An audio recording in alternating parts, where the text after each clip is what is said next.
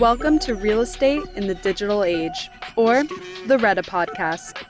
Real estate entrepreneurs Ryan Poole and Ryan Beckett bring you new content every week, reporting on market trends, industry innovations, cutting-edge real estate technology, and perspectives from the field. The future of real estate is here. Are you ready? Welcome. Episode 1 of Real Estate in the Digital Age, the REDA podcast. We're happy to be here. Glad to be here, Ryan. So we have a phenomenal lineup of interviews, but I thought we might actually talk to Ryan Poole about iBuyers because he's actually got a lot of experience in this, and there's some hot topics out there, aren't there, right now about that? Yeah, something that's very relevant in the news here right now is Opendoor now has partnered up with Zillow. Okay. And everybody knows, I'm sure you read the news, this was actually earlier in the summer, Zillow's iBuyer program blew up. Wow. They had lost billions of dollars. It's a big reason why their stock tanked earlier, but they knew that market was very frothy, and if done right, can be worth a lot of money. I mean, look at what Opendoor is doing. So they've now partnered, with Opendoor. And it's incredible, actually. Well, I've been watching it, and it's interesting speaking with you about it because, in a way, you have background in this, don't you? Yeah, actually, I was doing iBuying before they called it iBuying. It was working with large hedge funds, institutional buyers, basically, that I worked with for a number of years. I was actually, when the market crashed, I started, with a friend of mine and partner, a boutique asset management company brokerage that was helping, hedge funds and, navigate the crash and actually purchase assets at discounts. So, yeah, they were basically an iBuyer before they were called iBuyers. Wow, and that was a racket. I heard an interview on another podcast you did where basically they were part of the problem in the kind of loans that they were selling to the market, and then a lot of them benefited on the way back up out of the recession, didn't they? Yeah, it was actually pretty incredible when I kind of saw the players that were happening in the industry. They were actually Bear Stearns guys. Wow. That were a big problem. Obviously, was selling the derivatives, mortgage-backed securities. They went bankrupt. Well, they got out of Bear Stearns, then started these vulture funds that then were buying the same loans back for 10 cents on the dollar. And obviously, I didn't understand it when I got into it, but as I went through it for a number of years, I started to see what was happening with Wall Street. And, the ironic was they were buying these distressed loans and distressed assets, through just a couple desks in Wall Street. Wow. And the average person would never have access to even bid on those loans or access to that type of investment, vehicle. And I think you mentioned a lot of times 10 cents on the dollar, they were buying these portfolios out of the recession, right? Yeah, they would, and they would buy these loans for 10 cents on the dollar. Then what they would do, and actually used part of my services and really opened my eyes. They would go to the borrower and say, "Hey, we're the new owner of your loan. Okay, you owe $300,000 on your house. Okay, it's worth $100,000. Obviously, you stop paying your mortgage. What if we could just make this purchase?"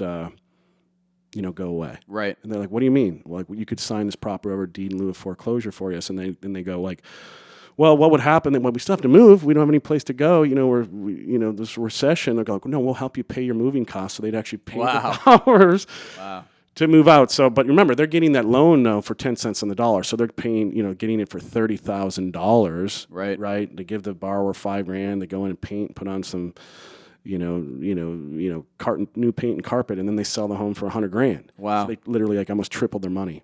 Super interesting, which will kind of lead us into our topic that we're going to speak of today. So Zillow, we're making this podcast as an audience interesting for everyone, not just real estate professionals in the weeds, something that can apply to everyone. And a lot of realtors, probably part of the reason you came up with the idea and founded Real Trade was a lot of real estate professionals don't like Zillow for a number of reasons. And we won't digress into that at this moment of time.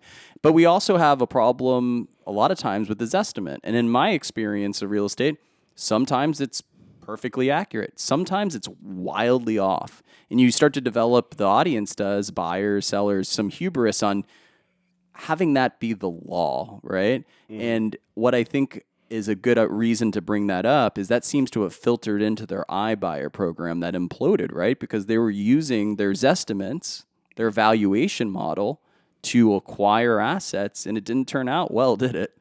No, that was actually one of their big problems. So they're underwriting, the value of these homes with their Z estimate, with this estimate, and didn't work out too well because honestly, having been in, like I said, working for hedge funds, it's like every asset's different, right? And every asset might have a different value based on a view or some updates that are done inside the home. So this is why they've actually partnered, I think, with Opendoor because Opendoor does a lot more due diligence. They do a lot of, on each asset. They're bidding on each asset on an asset level. Got it. And I think a lot of people have context, and no matter where the audience is sitting, if they're a real estate professional or they're a buyer seller as it relates to Zillow. But I believe not as many people probably have an understanding of what Opendoor. Can you give the audience a little bit more context around that?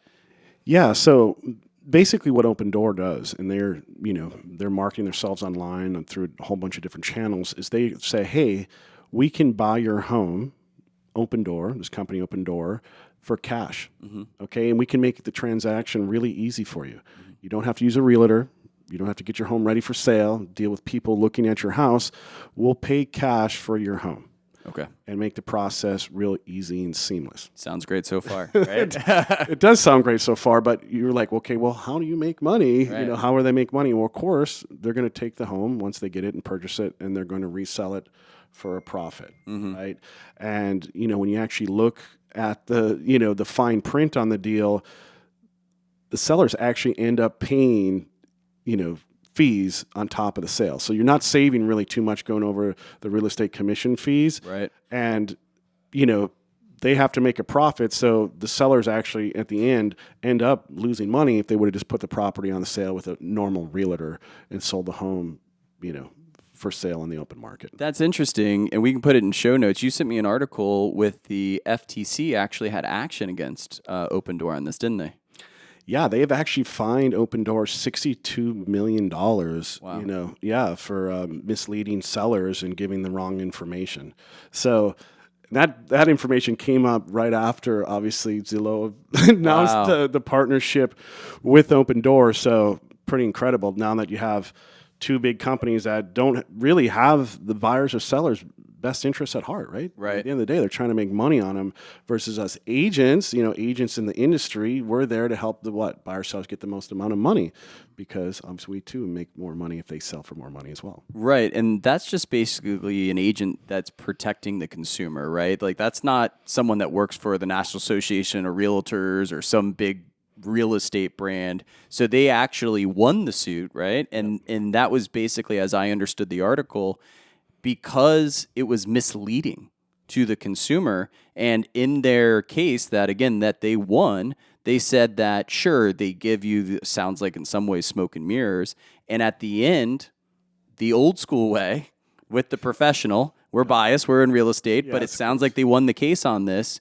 They sold it for less money and had more fees. It ended up being 5 or 6% anyways, right? Correct. Yeah, Wow. Correct. So it's which is typical. Like I said, they're trying to make as much money as they can on that transaction, Opendoor. If they can add fees and different things to it, it all comes down to their bottom line, obviously. Right. At the end of the day, they're investors. They're a hedge fund. Yeah. Like I used to work for. So Right. They're trying to make as much money as they can on each transaction and try to have the seller make as least. Interesting. And so as of a couple of weeks ago, they had all the problems Zillow did with their iBuyer implosion. They seem to be, as a firm, a little rudderless, and we won't get into the weeds why, but they're trying to find their next venture and stay on top of the mountain, so to speak. So they announced a couple weeks ago the partnership with Opendoor. What does that look like? Yeah, so this, I think, looking at how they can leverage their technology and, we're real estate in the digital age now, right, is 90% of people start their search for real estate online. 90%. And out of that 90%, what percent do you think started Zillow? Right. It's 75% started Zillow. Interesting. So they have all those buyers and sellers' eyes, and of course the sellers are going there too, like, hey, what's my house worth? You're saying out of the 90, 75% start on Zillow. Start on Zillow. Wow. Yeah, it's a huge monopoly that they have there, and they're controlling the market. So now that they have the sellers, and now that they can actually partner with let's say what it is, a hedge fund now that can buy their home directly, they'll probably end up paying Zillow some kind of cut from that, right? They purchased the home.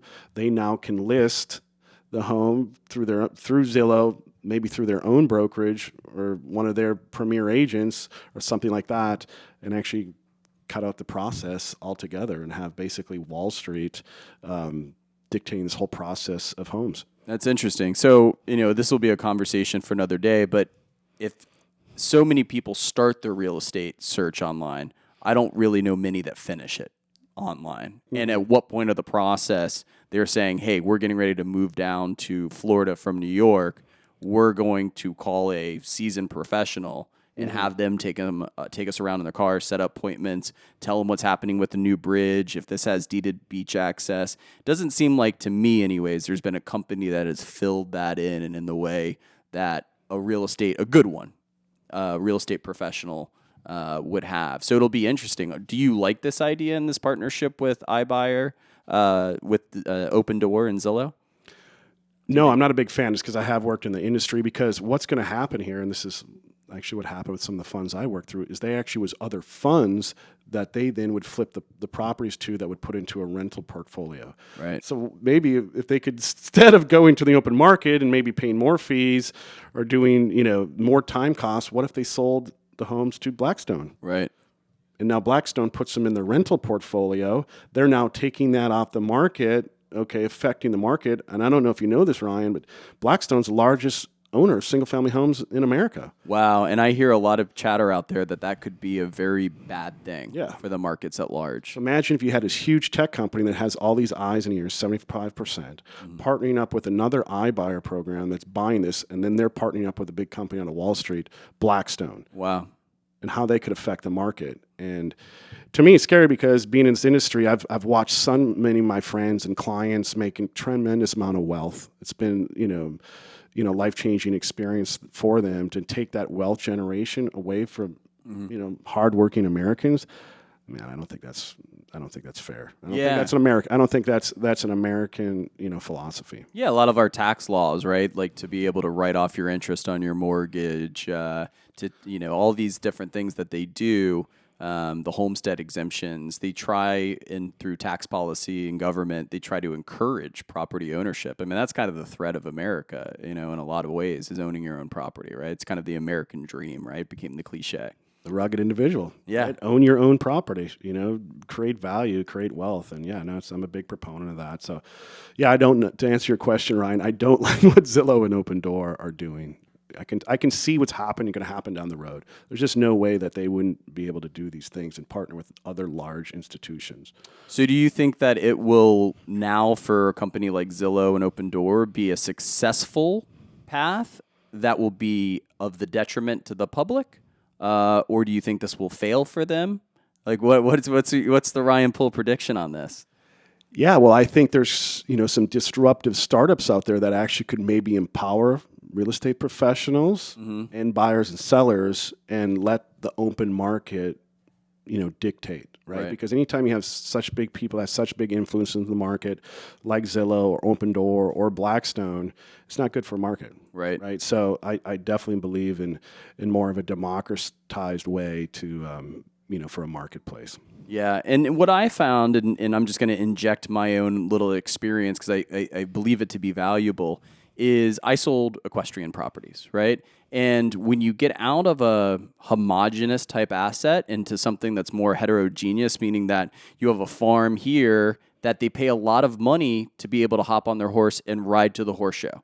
I know for a fact that Zillow does not have that in their algorithm, and as the bird flies, it's the same distance, but because there's a land bridge, that's important. Knowing what's happening in the community with a new road or a new waterway, whatever the case may be, it's not factored into the value, right? And I think that that's been my experience. Like if I was selling a condo in a high-rise building where the only difference in the units are where it is in the building and the color of the stone in the kitchen, you could easily and intuitively understand why that Zestimate would be a little bit more accurate. But once you go into properties that are positioned a different way against the sunset, one has deep water access, one has deeded beach access, these are all the things that are very, very different that I think make these iBuyer models and online valuation models sometimes a little scary.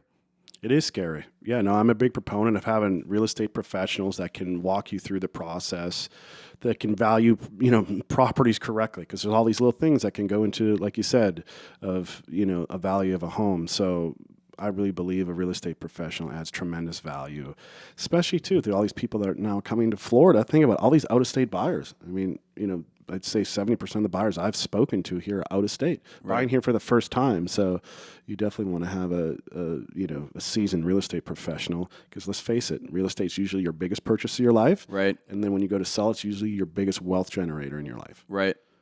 And most emotional. And the most emotional. I found being in sales for sure. Yeah. All right. So in the theme of like thinking of all our different audiences, whether they're a realtor, a buyer, seller, someone that's an investor, like you have all this experience in it. Is there any advice other than watch to see what happens, like that you would say? It sounds like since you're not a fan, you think that people should probably stay away from these kind of models, right?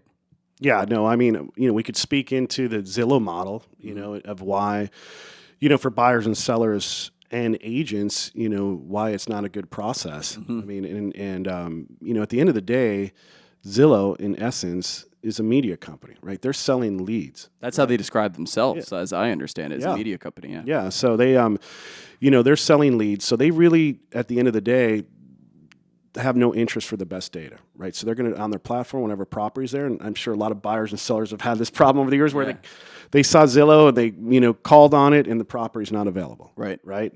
Called their local agents, not available, because they're selling leads from that listing. Another thing for the agents is, for them, it's very difficult to build, actually impossible to build an online presence on their platform, because they're taking the agent's listings right from the local MLS boards, populating their platform, but they cover the listing agent up because they can't have the buyers or sellers know who they are and contact them directly, because their whole business model is selling leads back to agents. They're actually making the agents, Ryan, bid against themselves for the right to talk that lead. So wow, when we talked about Real Trade, your company, it's interesting to me as we're talking about Zillow.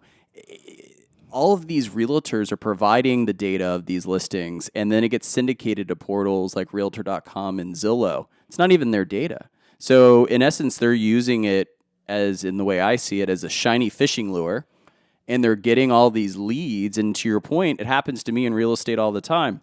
I get a buyer, they're really jacked up and excited about this new listing that they see on market. It's only been on for a couple days. They screenshot it or share it with me to set up an appointment, and it shows active on Zillow. And I look it up on my MLS system, like, oh, it's contingent. To your point, what I learned, it's not in Zillow's interest to let people know it went contingent. Though once it goes pending, they'll do it, but they want to drive as many leads to the platform, right? And it's somewhat of a disservice to the buyer group, the audience at large, because they're just keeping old data out there.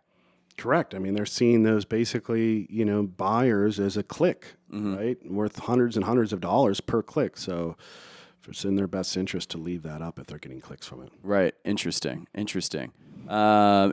shameless plug. So Real Trade's doing something different, right? That's one of the reasons that I got really excited about. So if you have a buyer, in essence, they can go right to the horse's mouth, like, right? It's a forum, right, with all the data. Correct.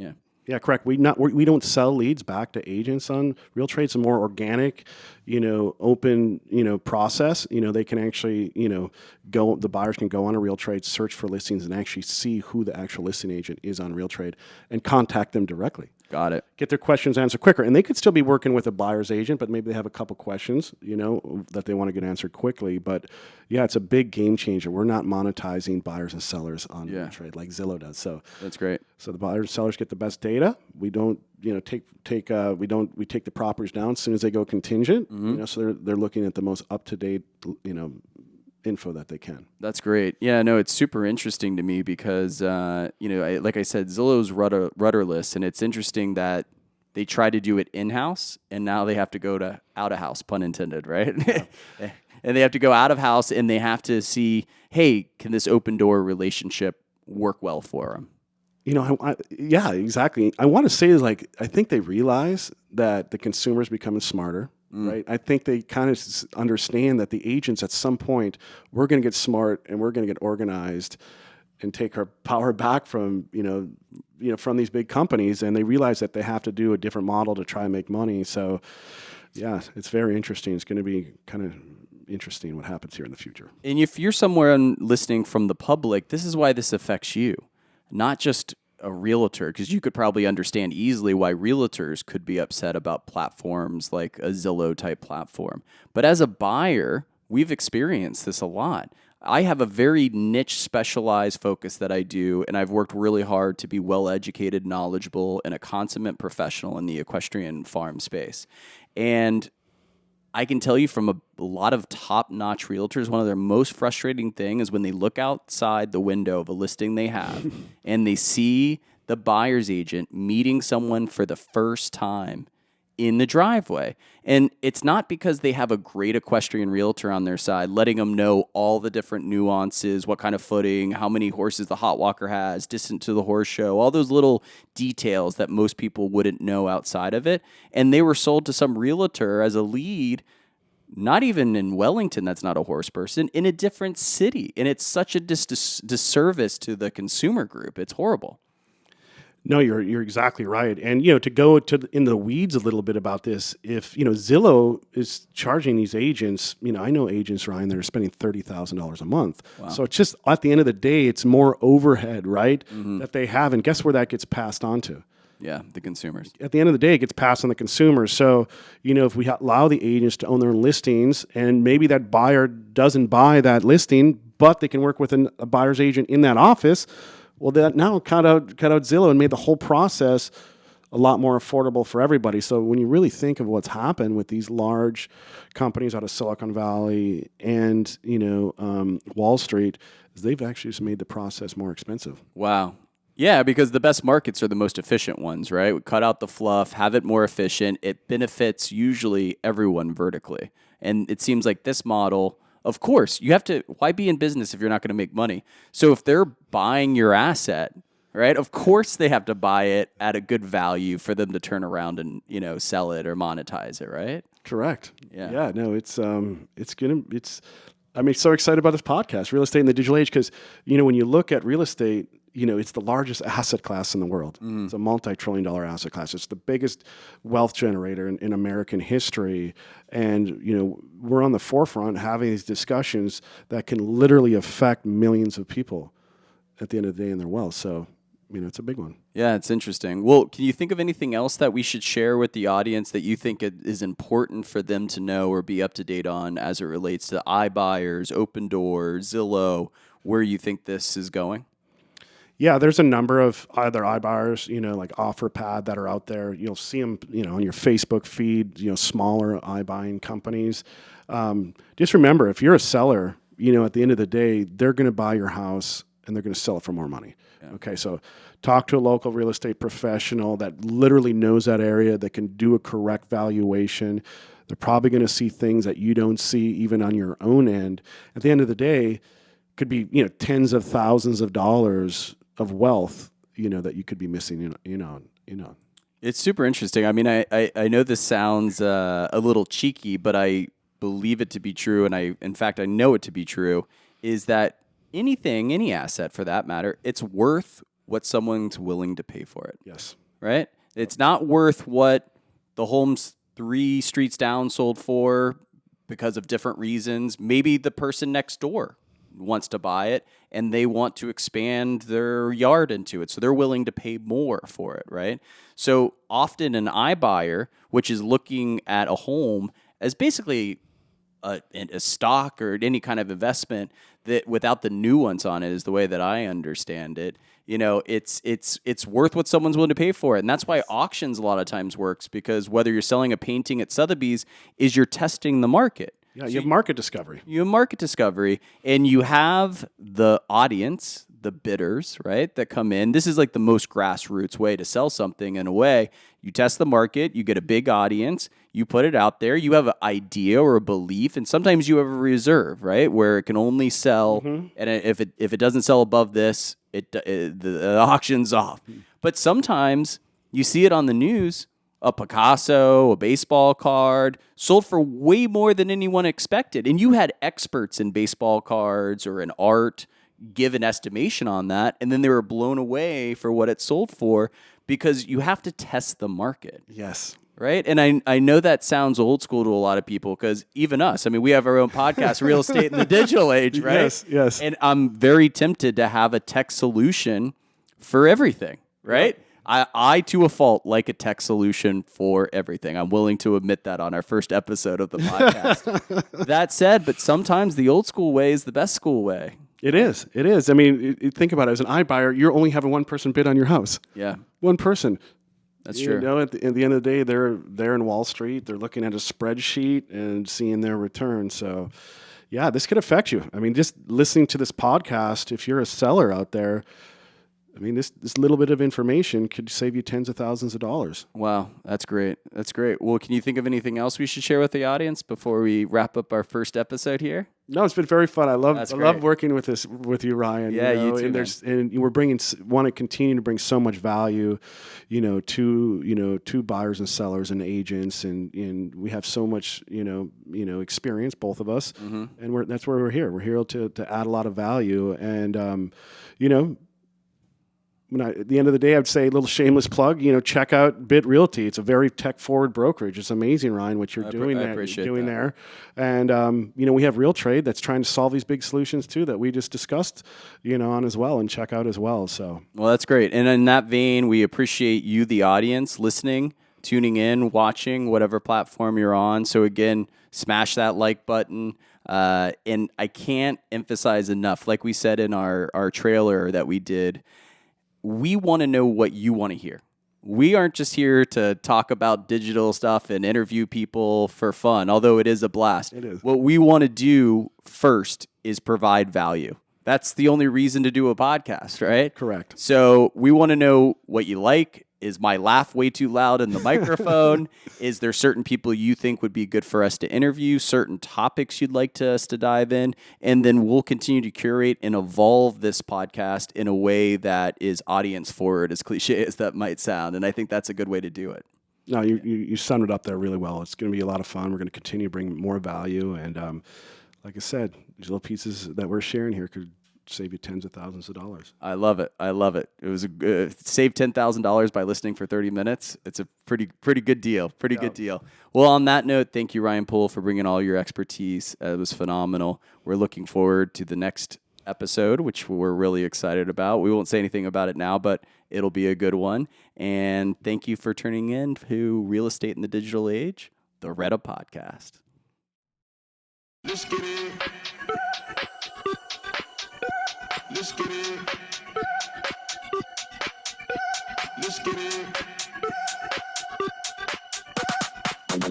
it.